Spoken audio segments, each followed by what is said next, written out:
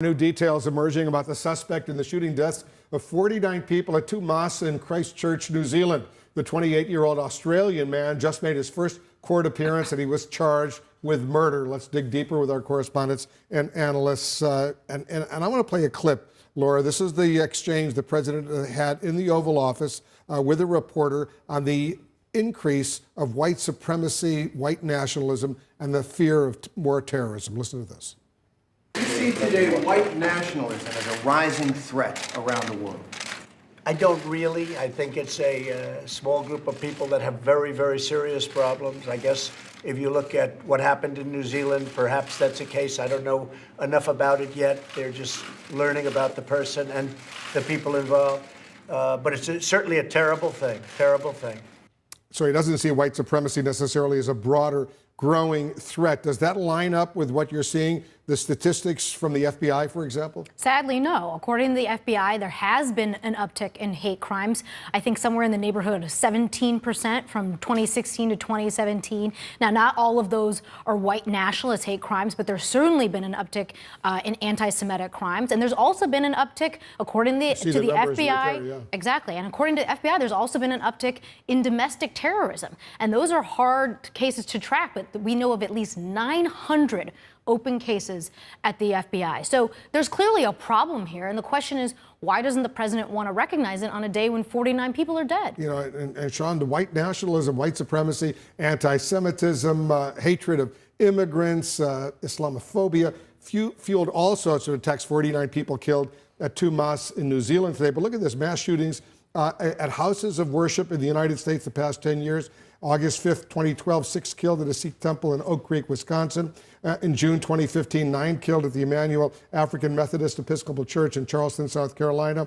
November 2017, 26 killed at the First Baptist Church in Sutherland Spring, Texas. October of last year, 11 killed at the Tree of Life Synagogue in Pittsburgh, Pennsylvania. These are so disturbing, these developments, these white supremacists killing all these wonderful people. Yeah, and it's clear and indisputable evidence that hate crimes are on the rise. And I think, what the president has to realize is that the president's words tell you, they tell me, they tell the American people, and in this case, they tell law enforcement what his priorities are.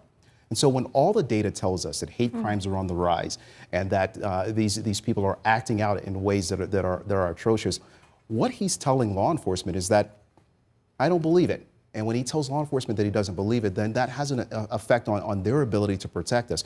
And what I would hope in this case is that law enforcement leaders would speak out and they would say that while the president doesn't see hate crimes as a priority, that the law enforcement community does, and the law enforcement community is going to do everything they can to bring these numbers down. What do you think?